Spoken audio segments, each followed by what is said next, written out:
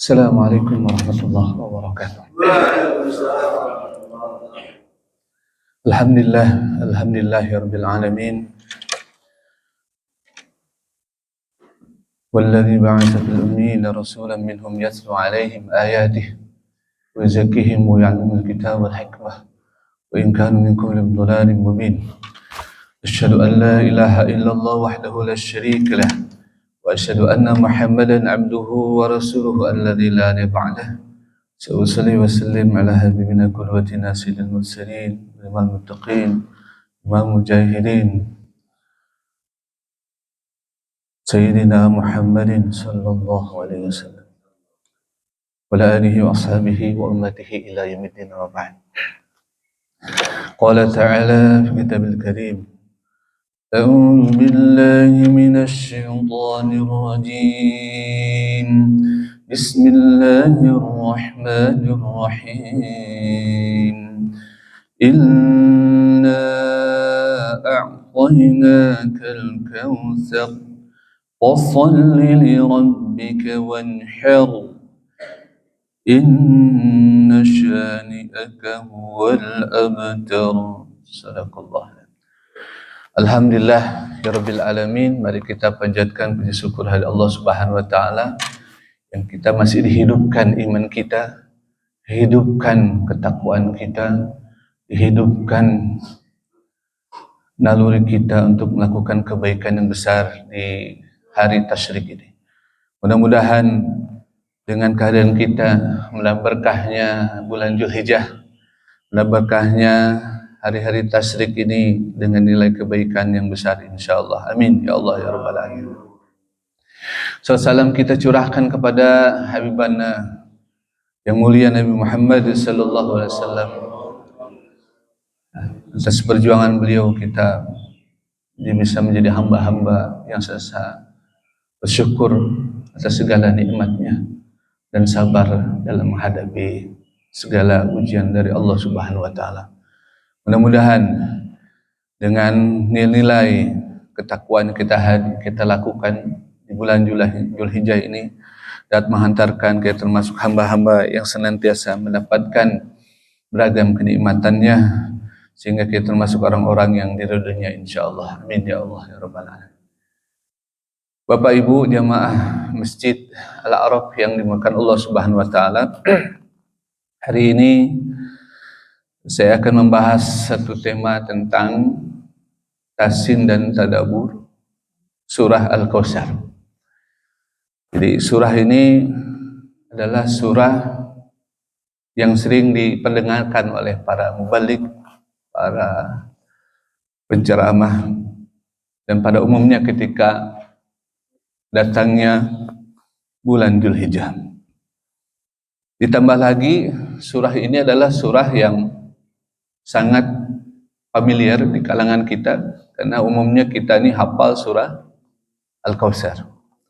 Kenapa? Karena surah ini adalah surah paling terpendek yang Allah berikan kepada umat Islam.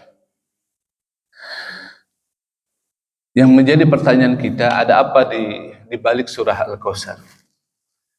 Kalau di forum khutbah Idul Adha itu waktunya sangat pendek sekali, sangat cepat sekali, sehingga kita pun sebagai khotib itu harus benar-benar memperlihatkan bagaimana aktivitas ketika Idul Adha yang mulai di lebih awal kehadirannya, kemudian lebih cepat juga untuk penyelesaiannya, karena biasanya setelah Idul Adha adalah ada kurban. Sehingga Nabi pernah berpesan, sebijak-bijaknya khotib itu dia salah satunya adalah bacaannya imamnya panjang tapi khutbahnya qasir, khutbah qasirah. Jadi khutbahnya sebentar. Karena yang penting esensinya bisa disampaikan kepada umat. Nah, kembali kepada surah ini, kenapa saya melakukan kebersamaan tahsin dan tadabbur ini? Ternyata ketika saya melakukan penelitian di juz 30 dan membuat buku tahsin tadabbur juz 30, itu ada hal yang harus kita pahami dari di juz 30 itu.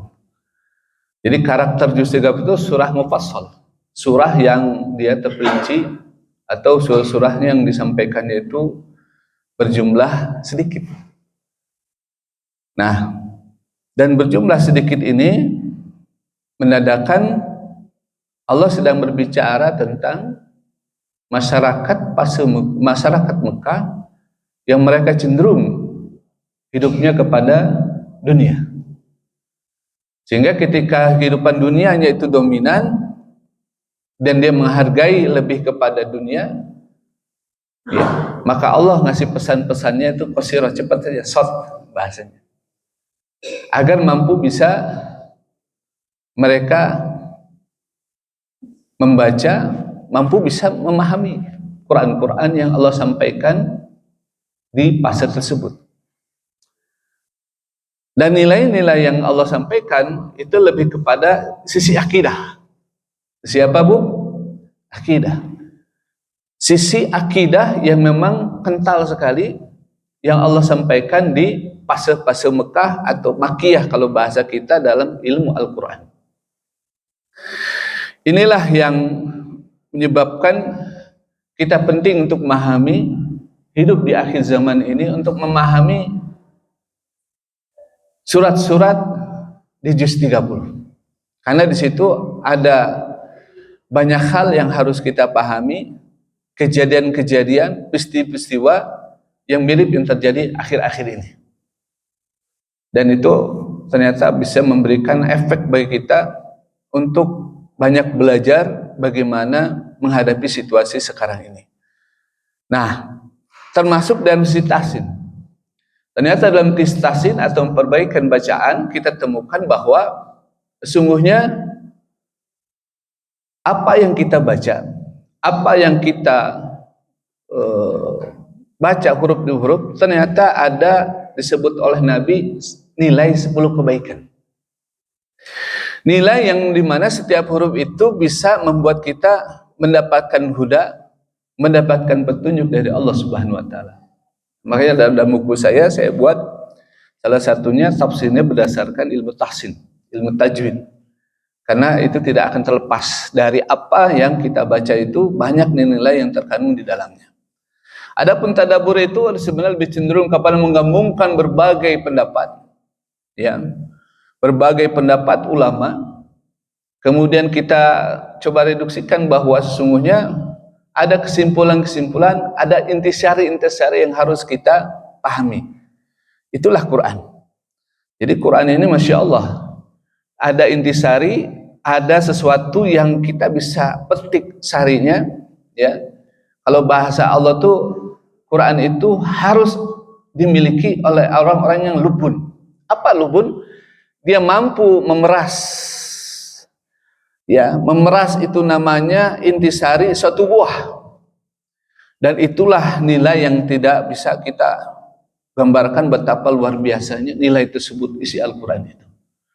Ya, jadi orang-orang yang berpikir, lubun itu orang yang berpikir dalam, ulil albab, itu adalah dari kata lubun, orang-orang yang memiliki pikiran yang mendalam, artinya pikiran mampu menyimpulkan dari setiap ayat Al-Quran.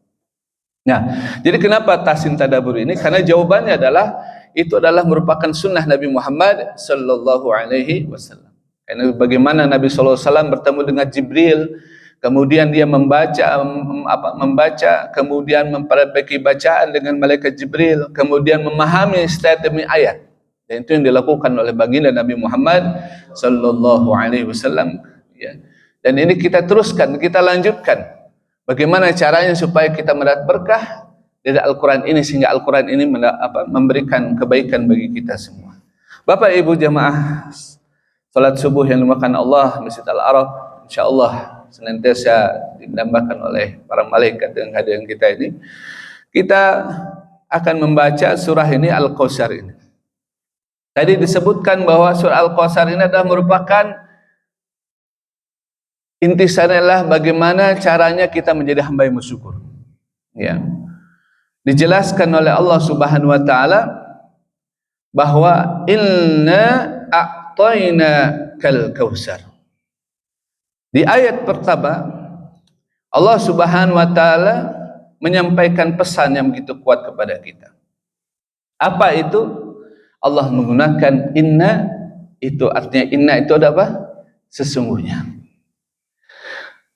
Makna sesungguhnya inilah huruf taukid, penguatan. Karena ketika ayat ini turunkan, ada yang mengatakan dia turunnya di Mekah, ada yang turun di Madinah. Gitu. Karena ini turun yang surah-surah yang di akhir. Kalau seperti demikian, maka ada kemungkinan 2 kali dia melakukan penurunan. Karena Al-Quran itu tidak ada juga ada yang 2 kali. Artinya berulang waktu di Mekah dan di Madinah.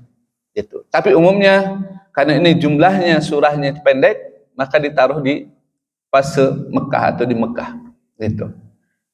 Tapi yang menarik bagi kita, surah ini diawali dengan inna. Inna itu gunnah, Pak. Berarti kalau gunnah kita baca ditahan. Ya, ditahan, tidak boleh terburu-buru, dia dengung di mana? Hidung. Inna, jadi ditahan. Kalau ketika kita baca huruf inna, gunnah ini gunnah asli, ada tasdid di atasnya, maka sesungguhnya kalau Allah inginkan sebenarnya secara bahasa artinya apa? Sesungguhnya. Berarti ini benar-benar dari Allah. Benar-benar dari mana? Allah Subhanahu wa taala. Ya. Bukan dari ucapan Nabi Muhammad, artinya dibuat oleh Nabi Muhammad sallallahu alaihi wasallam, ya, atau dibuat-buat oleh Nabi Muhammad sallallahu alaihi wasallam atau dari pikiran Nabi Muhammad sallallahu alaihi wasallam. Tapi sungguhnya ini adalah dari Allah Subhanahu wa taala. Maka Allah mengatakan, "Wa yantiqu 'anil hawa in huwa illa wahyu." Jadi apa yang Allah yang sampaikan, Nabi Muhammad SAW sampaikan itu tidak lain bukan dari Allah, bukan dari apa? Dari pikiran Nabi Muhammad sallallahu alaihi wasallam. Karena ada ungkapan, wah itu mah buatan Muhammad saja, itu mah cerita bualan Nabi Muhammad sallallahu alaihi wasallam. Maka Allah sampaikan dengan banyak ayat-ayat yang turun di Mekah, Pak. Banyak ayat-ayat yang turun di Mekah itu menggunakan inna. Supaya apa? Mereka percaya bahwa sesungguhnya itu dari siapa? Allah Subhanahu wa taala, bukan dari Muhammad sallallahu alaihi wasallam. Arti buatan dari Muhammad sallallahu alaihi wasallam. Ini memberikan satu penekanan. Karena taukid itu artinya penekanan. Dan inna itu biasanya ditahan. Menandakan bahwa sesungguhnya ketika kita sedang membaca Quran mengenai inna, berarti kita disuruh oleh Allah untuk melakukan merenungkan ini. Ayat ini perlu direnungkan. Perlu kita tadaburi, perlu kita ambil ibrahnya, pelajaran. Kenapa? Karena ternyata inna ini menandakan apa? Kita disuruh untuk apa? Melakukan perenungan yang dalam terhadap ayat ini. Jadi inna ini bermakna taukid. Artinya sesungguhnya. Dan berikut kesungguhannya itu supaya apa? Meyakini bahwa orang-orang kafir, meyakini bahwa umat Islam bahwa sungguhnya itu datang dari Allah. Ada orang-orang dulu itu ketika dia baca Quran, ketika tidak mampu bisa menyerap dalam hatinya, mereka orang dulu mengatakan seolah kami sedang berbicara dengan Allah. Ketika mereka sedang apa? Para sahabat tidak mampu misalnya, mereka bisa menyerap itu, mereka seolah mereka berhadapan dengan Rasulullah. Ketika mereka tidak bisa mampu menyerap itu namanya, kita seolah bersama dengan Rasulullah, membaca Rasul, maka dia seolah dia bersama dengan Allah Subhanahu wa taala. Supaya apa? Merasakan bagaimana getaran setiap ayat-ayat yang kita baca. Nah, ini poinnya kita harus pahami. Dan berikutnya adalah harapannya dari itu adalah Allah inginkan agar kita bersungguh-sungguh. Harus apa? Bersungguh-sungguh. Sebagaimana Allah Ta'ala firman dalam surah Al-Baqarah di ayat 121, A'udzubillahi minasyaitonirrajim. Bismillahirrahmanirrahim. Alladzina atainahumul kitaba yatlu lahu haqqa tilawatih. Orang-orang yang kami berikan Alkitab, yaitu Al-Quran, mereka membaca dengan apa? Dengan kesungguhan. Berarti membaca menurut para ulama, ahli tafsir, pakai tafsir, bahwa kesungguhan ini ditandai dengan apa? Mereka setiap huruf demi huruf, al-harfun ila harfun, mereka membaca huruf demi huruf dengan apa? Dengan sebenar-benar bacaan. Inilah tugas kita kalau kita beriman pada Al-Quran, maka kita harus melewati hal itu. Maka kesungguhan yang Allah sampaikan, inna, Allah sungguhnya kata Allah menggunakan mad jaiz munfasil, Bacaan fasil itu adalah mat yang dimana apa? Posisinya pertengahan. Membacanya harokatnya pertengahan. Kalau ada mat tabi, ini dalam buku saya, dalam metode cara mudah mempelajari tahsin terhadap Al-Quran, secara tahsin, ternyata itu ada mat pendek, ada mat pertengahan, ada mat panjang. Dan di mat panjang itu ada yang namanya harokat 4-5 harokat pertengahan.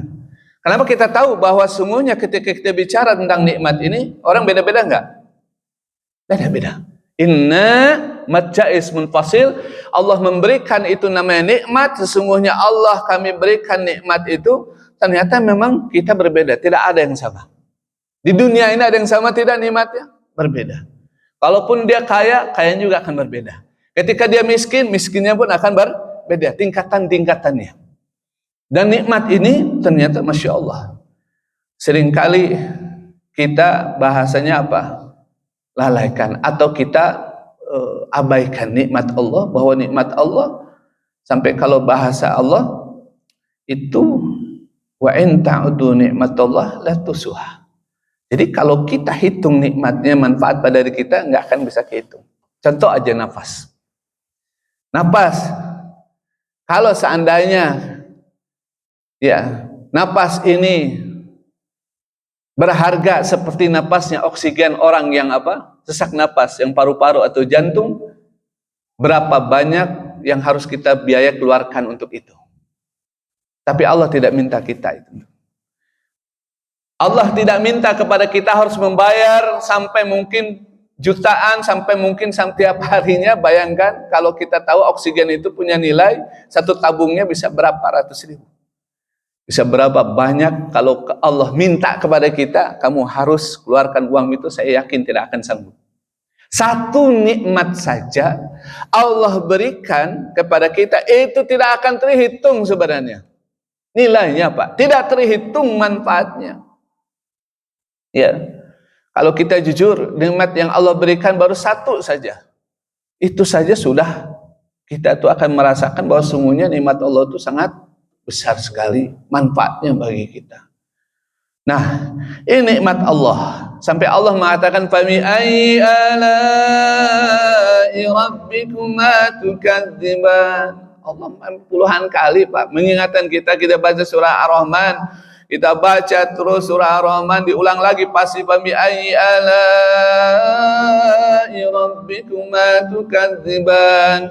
Dan Allah tidak bilang begini fami ayyi ni'matin, disebutkan nikmat, satu nikmat tidak Allah sebutkan, tapi Allah menggunakan mat wajib apa? Muttasil.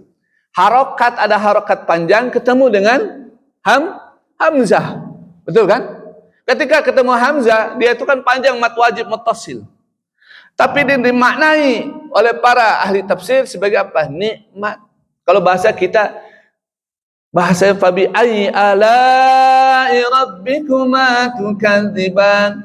Nikmat apa yang kalian dustakan? Kalau bahasa kita, nikmat apa panjang gitu Pak ya. Panjang sekali. Masya Allah. Ya. Kenapa? Karena kita mulai hidup kita di muka bumi ini sampai kita masuk surga, Bapak Ibu sekalian, itu nikmatnya luar biasa. Jujur Pak Ibu, ketika ada pernah saya membaca riwayat bahwa ternyata ketika ada miliaran sel itu, ya, ketika kita itu, mohon maaf, ketika kita berada dalam proses penciptaan manusia, ya, manusia itu prosesnya luar biasa. Mulai itu dari yang namanya sperma menuju kepada sel telur yang berada di rahim ibu, dan kemudian prosesnya itu sampai luar biasanya perjuangan yang namanya sperma itu sampai ke sel telur itu, dan perjuangannya Masya Allah kita bisa temukan dalam ilmu keilmuan. Ternyata cuma hasil dari sperma itu, dari namanya miliaran, cuma satu saja yang berhasil. Kita ini berhasil. Maka kita disebut makhluk mukhayyar, makhluk pilihan Allah. Kita dipilih oleh Allah dari miliaran, ternyata lahirnya lah kita. Terus pertanyaannya, kemanakah itu saudara-saudara kita yang tidak lulus ujian itu? Ternyata Ada saya pernah melihat walau mengetahui hadisnya itu menjadi tapi ini jadi gambaran. Ternyata ada yang mereka dijadikan tumbuhan, ada yang mereka menjadikan binatang, ada yang mereka mungkin jadi sesuatu yang selain dari namanya manusia. Jadi maka bersyukurlah kita. Kita dipilih oleh Allah Subhanahu wa taala. Ternyata dari sekian miliaran ternyata Allah pilih kita sebagai makhluk yang paling diberikan nikmat Allah untuk menjadi manusia. Alhamdulillah. So kalau kita jadi monyet atau jadi kambing lah setiap tahun pasti stres, betul nggak?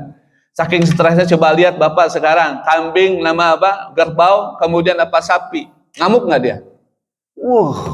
Bayangkan ngamuk. Tapi ujungnya juga disembelih. Masya Allah. Maka kita harus bersyukur sebagai manusia. Nikmatnya Masya Allah. Ya. Oleh karena itu dijelaskan nikmat wa in ta'udu ala rabbikum tukadziban. Nikmat apa yang kalian dustakan? Kita udah jadi manusia. Terus ya Allah, kenapa aku ini mohon maaf, jadi hidup saya ini sakit-sakitan mulai dari kecil sampai besar, sampai mau mati.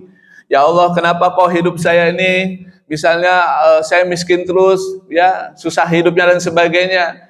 Atau mungkin ada cerita-cerita dalam kehidupan, keluhan-keluhan yang dimiliki oleh manusia. Innal insana khuliqa halu'a. Manusia itu tidak akan berubah kalau dia itu ngeluh terus hidupnya. Kata Allah Subhanahu wa taala.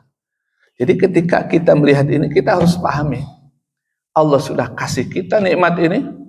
Janganlah punah kita mengeluh atau mengatakan bahwa nikmat Allah itu sedikit kepada kita. Karena memang kita lihat itu. Surah Al-Kautsar dengan mengatakan bahwa engkau akan diberikan nikmat yang melimpah ruah. Tapi Allah cuma berapa? 3 ayat. Kenapa? Karena manusia sering menganggap bahwa nikmat yang sedikit itu dianggap sesuatu yang tidak berarti bagi hidupnya. Jadi ini sebenarnya pelajaran Pak, Ibu sekalian. Bagaimana Allah Subhanahu wa taala menginginkan supaya kita itu terus bersyukur walaupun kita itu dapat nikmat sedikit. Contoh kata Nabi SAW, orang yang Allah ridhoi adalah ketika dia minum, dia makan, kemudian ucapkan hamidallah. Dia mengucapkan syukur kepada Allah Subhanahu wa taala.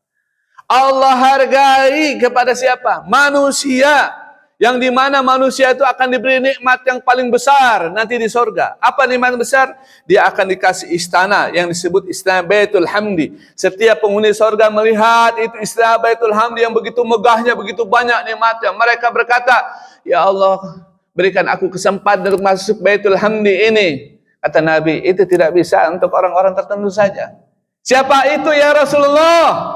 Yaitu adalah orang, kata Nabi, waktu di dunia dia bersyukur dalam kondisi sempit maupun lapang. Lapang maupun sempit. Dia ketika dia sehat, dia tuh bersyukur. Ketika dia sakit, dia bersyukur. Ketika dia lapang, dia bersyukur. Ketika sempit, bersyukur. Ketika dia kaya, dia bersyukur. Ketika miskin, dia bersyukur. Masya Allah. Dia tetap bersyukur pada Allah. Walaupun dia cuma hanya dikasih, alhamdulillah, ya Allah, saya dikasih mungkin namanya kambing, ya, daging sekilo, ya, alhamdulillah. Kita bersyukur saja. Ketika kita bersyukur nanti ditambah di tempat yang lain, mungkin tetangga pas kurban dikasihkan lagi, mungkin lagi dari kantor dikasih sama kurban. Kenapa? Karena kalimat ketika bersyukur itu tanda kita mengakui bahwa yang pemberi nikmat itu Allah, bukan manusia. Betul Pak. Yang memberi nikmat itu siapa? Allah, bukan manusia. Maka Allah azidannakum, Allah tambahkan nikmat itu kepada kita. Alhamdulillah. Maka Nabi mengatakan seandainya seluruh dunia ini sebagian berada di tangan seorang laki-laki di antara umatku, kemudian berkata alhamdulillah, maka alhamdulillah lebih utama dibanding apa yang Allah berikan kepadanya. Masya Allah, luar biasa Pak. Kalimat alhamdulillah. Maka ketika Allah memberikan nikmat itu sebenarnya Allah inginkan, hei manusia, betapa banyak nikmat yang aku berikan kepada engkau. Bayangkan Bapak Ibu sekalian, kita di manusia tadi, kemudian nanti kita dikasih surga, surganya juga seluas langit dan bumi, kaplingnya Bapak Ibu sekalian. Mungkin kita di dunia ini cuma kapling tipe 21, betul ya? Kita hanya di dunia ini mungkin gajinya UMR. Kita di dunia ini mungkin termasuk orang-orang yang mungkin dikatakan oleh manusia atau mungkin diremehkan manusia karena kemiskinan kita. Tapi ingat, Suatu saat nanti di akhirat, orang yang pertama masuk surga pun adalah siapa? Al-fuqara, orang-orang yang dia itu apa? Waktu di dunia dia tidak punya banyak kan. Mungkin dia diremehkan manusia, mungkin dia hartanya sangat sedikit, tapi hisab dia lebih apa? Cepat sehingga apa? Dia mudah masuk surga.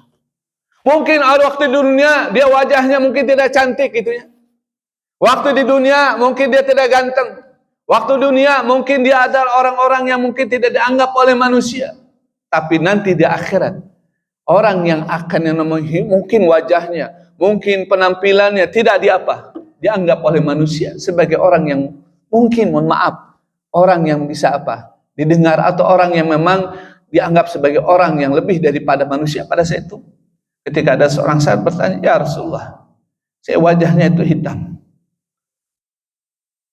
Saya orang miskin ya Rasulullah. Saya mungkin orang yang tidak dianggap oleh manusia." Kata Rasulullah, "Wahai sahabatku, nanti di surga wajah kamu akan bersinar, lebih sinar daripada cahaya. Kamu akan diberi kekayaan tidak seperti kekayaan di dunia. Tapi tunggulah, bersabarlah. Nanti insya Allah di surga Allah akan memberikan nikmat yang lebih daripada waktu kamu di dunia." Ini kalau kita itu apa? Ridho. Kalau kita apa? Ikhlas dengan apa yang kita alami dalam hidup ini. Tinggal bagaimana sikap kita di dunia ini. Karena memang kita tuh butuh yang namanya, mohon maaf Bapak Ibu sekalian, perjuangan. Wah, betul nggak? Kita di dunia betul berjuang nggak Pak? Kita berjuang di dunia. Kita harus memahami bahwa sungguhnya kita banyak dikasih nikmat oleh Allah Subhanahu wa taala. Banyak nikmat yang Allah anugerahkan yang dimana kita bisa bertahan hidup kita. Kenapa manusia itu diberi akal? Karena kemampuan manusia untuk menyelesaikan masalah dunia itu sudah Allah sebutkan dalam Al-Quran. Bahwa untuk menyelesaikan masalahnya salah satu ada disebut anas. Apa manusia itu? Manusia itu adalah anas. Nas itu apa? Dia berubah. Dia berubah. Dia tidak stagnan. Ya, kalau yang namanya malaikat dia tidak berubah. Dia itu terus hidupnya stabil. Tapi manusia itu akan melakukan perubahan. Kenapa? Karena anugerahkan akal. Jadi akal ini adalah mampu bisa menyelesaikan segala problematika hidup kita. Kalau seandainya akal kita itu apa? Dipenuhi dengan nilai-nilai kebaikan. Dipenuhi dengan nilai Al-Quranul Karim. Nah, di sini dijelaskan itu adalah salah satu nikmat Al-Kautsar yang melimpah ruah yang Allah berikan. Sangat disayangkan, Allah kasihkan alhamdulillahirabbil alamin. Segala puji bagi Allah, Rabb semesta alam. Bapak Ibu kebayang enggak bagaimana Allah Subhanahu wa taala, Rabb semesta alam, semua alam semesta itu untuk kita. Untuk kita, bayangkan. Percaya enggak? Allah itu semua untuk kita semua. Manusia diberikan, semesta alam itu untuk kita. Semua yang ada di muka bumi itu untuk kita semua. Masya Allah, maka kita harus puji Allah dulu. Kenapa? Karena itu nikmatnya dari Allah Subhanahu wa taala. Kita ikuti aturannya supaya apa? Allah Subhanahu wa taala meridhoi apa yang kita inginkan. Jadi pelajarannya adalah ketika Allah memberikan nikmat bagi kita dengan banyak nikmatnya itu, melimpah ruah itu, yang dimaksud Al-Kautsar itu kata Imam Mawardi dalam kitabnya Nukat wal Uyun, yang pertama itu an-nubuwah. Itu nikmat yang besar. Kepada siapa? Nabi Muhammad sallallahu alaihi wasallam. Apa nikmat nubuwah itu Bapak Ibu sekalian? Nikmat yang diberikan yaitu apa? Dakwah. Dakwah itu nikmat nubuwah. Orang bisa berdakwah. Orang bisa mengajak kepada kebenaran. Orang bisa apa? Mencegah kemungkaran. Itulah nikmat nubuwah. Jadi kalau kita bisa sampai tingkatan nikmat buah itu, misalnya contoh, setengah kenubuah, kata Nabi SAW adalah kepada orang-orang yang menghafal Quran. Artinya para ulama. Karena yang disebut ulama di zaman Rasulullah SAW adalah orang yahmilul Quran. Yang dia itu hamilul Quran. Yang dia senantiasa menjadikan Al-Quran sebagai petunjuknya. Masya Allah. Kalau disebutnya orang dulu menghafal Quran. Disebut dia ulama. Innal ulama warasatul anbiya, karena ulama itu adalah pewaris para nabi. Karena ulama itu tidak mewariskan dinaran wa dirhaman, inna warasul ilma faman akhadha bi faqad akhadha bihadzi wafir. Sungguhnya ada pewaris nabi, sungguh apa? Para nabi tidak pernah mewariskan dinar dirham. Sungguh mereka hanya mewariskan ilmu, maka barang siapa yang mengambil warisan tersebut, ia telah mengambil bagian yang banyak. Jadi ulama itu sebenarnya dia itu tidak menuntut kekayaan. Dia hanya dituntut oleh Allah menyampaikan ilmunya. Jadi kalau ulama itu dia akan banyak ilmunya, bukan banyak hartanya. Itu ciri ulama. Dan Nabi SAW menyampaikan itu pesannya cukup lama. Ketika ulama di akhir zaman, ini mohon maaf, di akhir zaman, kita berada di akhir zaman. Ulama itu adalah, dia tidak diperhatikan. Sehingga ketika tidak diperhatikan, kata Nabi SAW, Inna Allah la yakbidu ilma intiza'an yantazi'uhu minal ibad, walakin yakbidu bil ulama. Dan kata Nabi, sungguhnya Allah tidak akan mencabut ilmu ya dengan mencabutnya dari hamba-hamba, yaitu para ulama. Jadi Bapak Ibu sekalian, ternyata kita temukan permasalahan ini terjadi ketika ulama itu sudah mulai disingkirkan, ulama itu tidak diperhatikan. Ya, asli ulama ya Pak ya, ini asli ulama ya, tidak diperhatikan. Orang lebih cenderung mungkin karena followersnya. Orang mungkin cenderung mungkin karena apa? Karena tenarnya. Orang cenderung karena dia ulama selebritas, maka ulama-ulama yang ahli ini dicabut nyawanya Allah Subhanahu. Kenapa? Karena tidak diperhatikan oleh umat.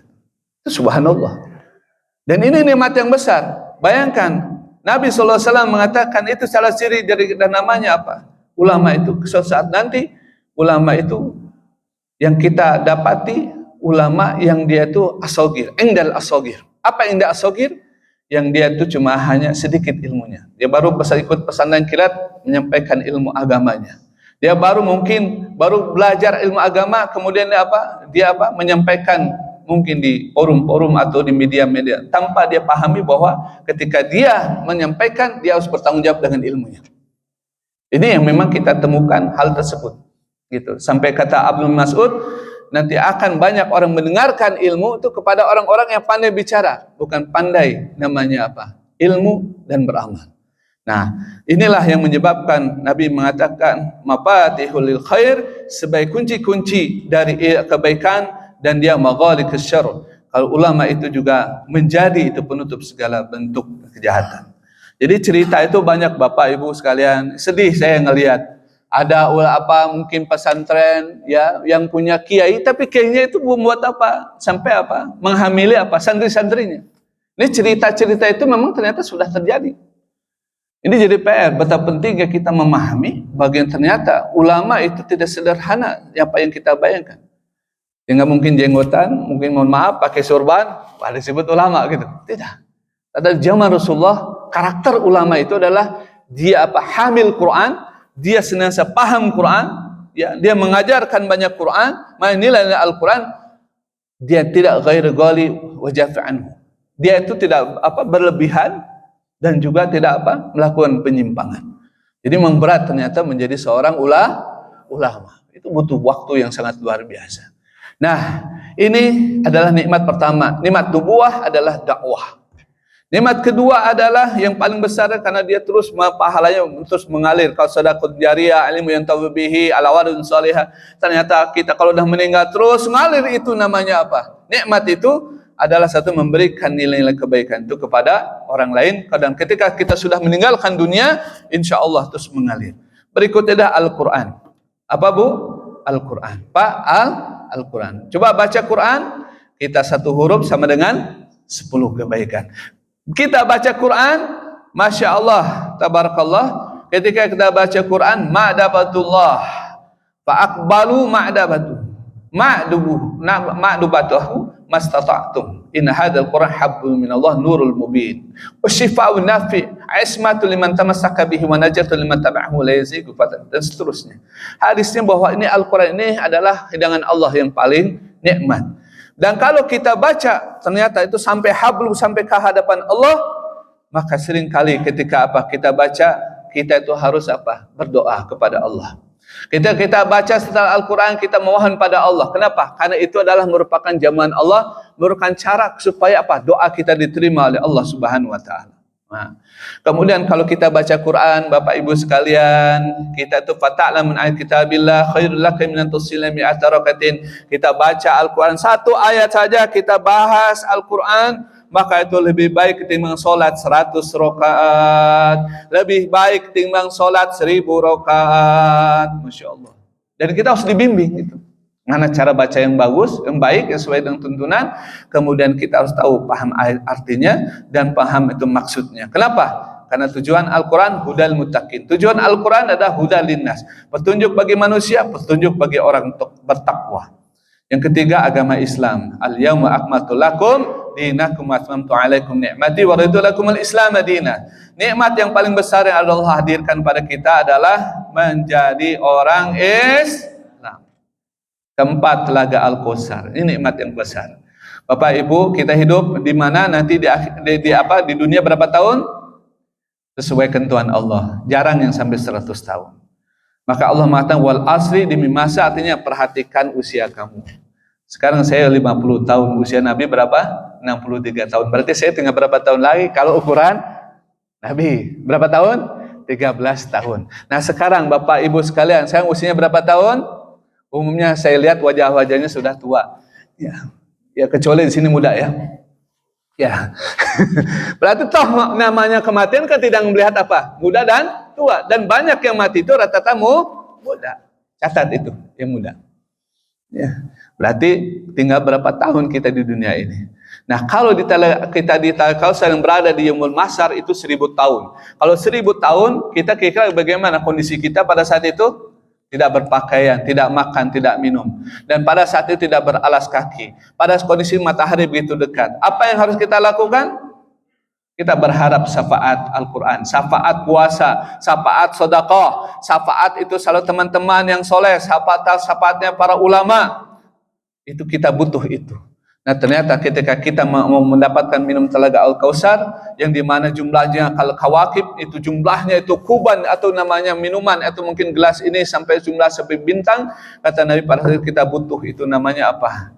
Kita syafaat Nabi Muhammad sallallahu alaihi wasallam. Makanya oleh karena itu Telaga Al-Kausar ini nikmat sangat besar. Cuma hanya minum satu aja, ini ada namanya Pak, ada namanya. Dimana misalnya namanya siapa? Anggap aja ada orang Bandung mah, orangnya Asep. Ya ada tulisan Asep. Si Asep ini usianya sekian, mungkin dia termasuk orang yang diberi nikmat Telaga Al-Kausar. Dia diberikan oleh Allah. Dikasih dia minuman. Sampai dia minuman itu selama 1000 tahun insya Allah dia tidak akan kelaparan dan tidak akan kehausan. Itu hebatnya Telaga. Kalau kita minum model kayak begini, mohon maaf ya, model minuman seperti ini cuma hanya sebentar. Minum lagi, betul kan? Kita bisa kelaparan, mungkin kita akan kehausan. Tapi ketika minum Telaga Al-Kausar yang berasal dari surganya, berdaus, dan insya Allah kita mendapatkan nikmat. Dan itu nikmatnya cuma hanya minum aja, sedikit. Tapi berharga sekali kita hidup selama 1000 tahun. Dan ini ada catatannya nanti nama-namanya, nggak akan tertukar. Mudah-mudahan kita termasuk Telaga Al-Kausar, dapat Telaga Al-Kausar. Amin ya Allah ya Rabbal alamin. Bapak Ibu sekalian, itu berbagai nikmat yang Allah berikan kepada kita. Dan Allah memberikan kepada kita nikmat itu sebenarnya syaratnya cuma 2. Bersyukurnya. Apa syukurnya? Yang pertama adalah kita sholat. Fasholli li rabbika wanhar. Ketika nikmat itu ada fa-nya sababiyah, mungkin kalau saya anggap ini fa sababiyah. Fa-nya di mana Ada satu yang menyebabkan kita itu bersyukur bila kita sholat. Lirabbika, sholatnya punya tujuan, lilgoyah, punya tujuan. Karena zaman sekarang orang cuma hanya menggurkan sholat. Betul. Dia sholat tapi tidak ada pengaruh bagi hidupnya. Allah mengatakan kalau sholat itu Inna sholata kanat al-mu'minina mauquta. Jadi sholat itu ada waktu-waktunya. Dan untuk apa sholat itu harus ada waktunya? Untuk disiplin. Ketika seorang sholat, dia harusnya disiplin hidupnya. Kalau dia sholat, sungguh dia akan bertambah konsentrasinya, fokusnya dalam kebaikan. Alladzina hum fi sholatihim khashi'un. Orang qad aflahal mu'min, orang yang namanya dia itu beruntung adalah orang yang hidupnya dia fokus terus dalam kebaikan. Ketiga adalah inna sholata tanha 'anil fahsya'i wal munkar. Salat itu bisa merubah perbuatan pada diri kita, merubah perilaku kita. Cakap hidup kita itu ternyata dari salat. Enggak ada artinya kata para ulama itu ketika kita salat tapi suka korupsi. Kita sholat tapi apa? Sering kita berkata buruk. Kita sholat tapi tidak merubah kelakuan buruk kita menjadi kelakuan yang baik. Jadi tidak ada arti sholat. Dan ini ya. Kita punya tujuan sholat itu Bapak Ibu sekalian. Itu dalam Quran bukan kata saya. Wanhar.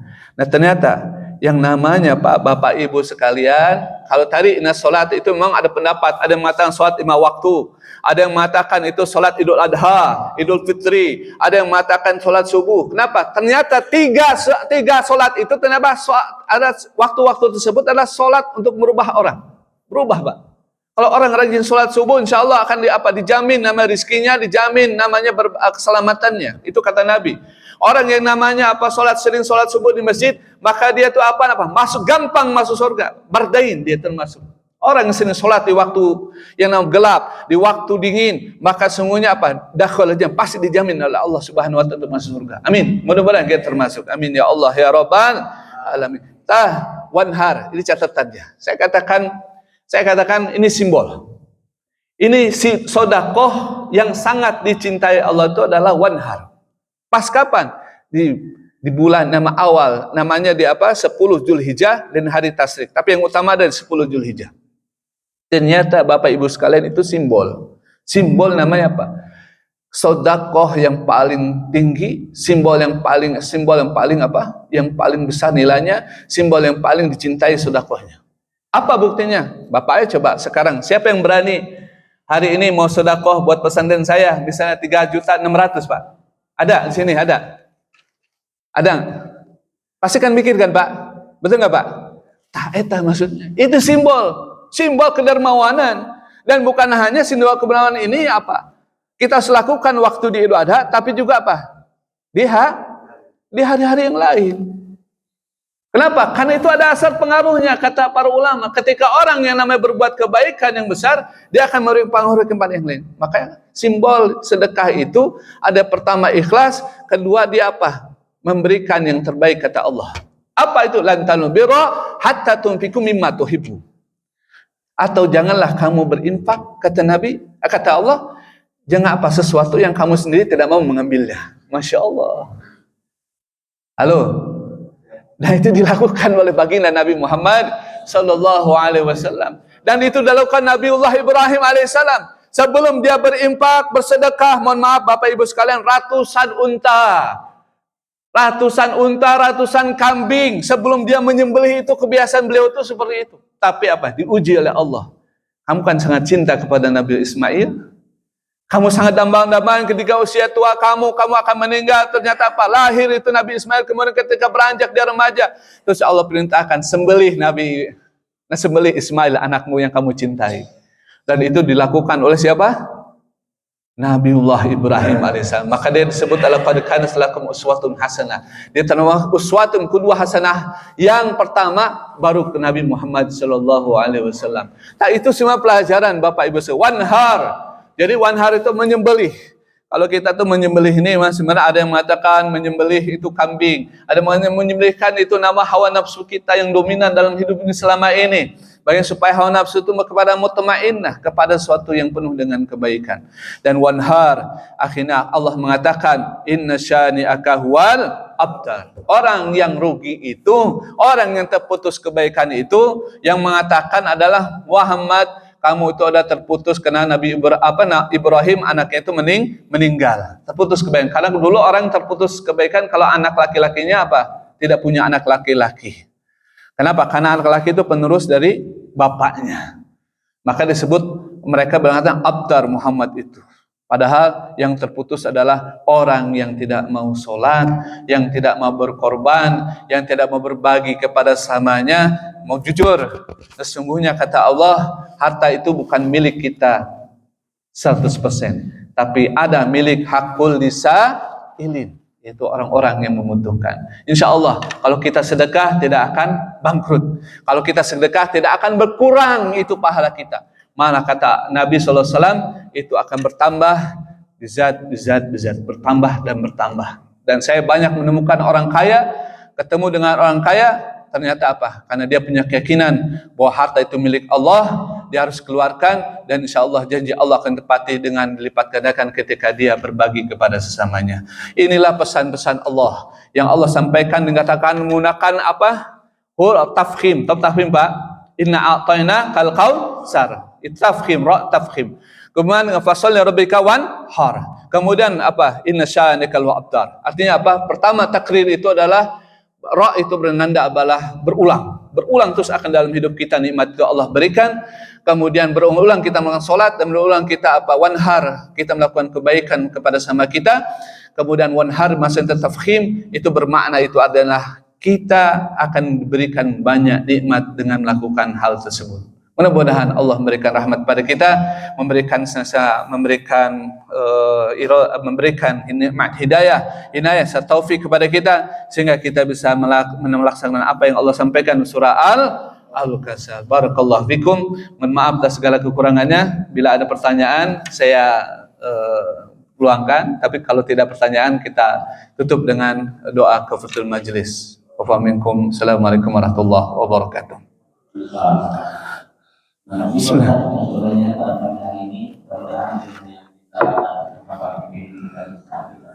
Amin. Ya. Baik, alhamdulillah karena waktu kita bertutup ya, karena waktu kita sebentar di dunia ini juga ya, kita tahu bahwa waktu harus kita manfaatkan dengan sebaik-baiknya. Kita mohon munajat pada Allah, Allah memberikan nikmat kepada kita manfaatkan nikmat ini dunia ini dengan senantiasa manfaatkan dengan nilai ketakwaan, nilai kebaikan, nilai syukur dan kesabaran. Astaghfirullahaladzim, astaghfirullahaladzim, hamdalillah wa zakirin syakirin, hamdan na'amika mazida warhamduka ma yanbaghi li jalali wajhikal karim wa 'azimi sultanik. Allahumma fil dhanban kullahu dhikra wa jalla sirru alaniyah. Allahumma nas'aluka huda wa tuqa wal 'afwa wal ghina, nas'aluka al 'afwa wal afiyah fid dunya wal akhirah. Allahumma ya Rabbana hab lana min azwajina wa zurriyyatina qurrata a'yun waj'al muttaqina imama. Allahumma 'alif baina qulubil muslimin wa asli data bainihim. Allahumma Rabbana la tuzigh qulubana ba'da idh hadaytana wa hab lana min ladunka rahmah innaka antal wahhab. Allahumma Rabbana salli bash'ishfi lana anta shafi la shifaan illa shifauka la yaghadiru saqama. Allahumma fir lahum warhamhum wa fihim wa'fu anhum. Allahumma 'izzil islam wal muslimin. Allahumma ansur ikhwana mujahidin muslimin mustad'afina fi Palestin wa ahli Gaza وانصرهم من القوم الكافرين وانصرهم فتحا قريبا فتحا مبينا إنك على كل شيء قدير. ربنا آتنا في الدنيا حسنة وفي الآخرة حسنة وقنا عذاب النار. وآخر دعوة الحمد لله رب العالمين. الفاتحة. أعوذ بالله من الشيطان الرجيم. بسم الله الرحمن الرحيم. الحمد لله رب العالمين الرحمن الرحيم مالك يوم الدين. إياك نعبد وإياك نستعين اهدنا الصراط المستقيم صراط الذين أنعمت عليهم غير المغضوب عليهم ولا الضالين آمين. اللهم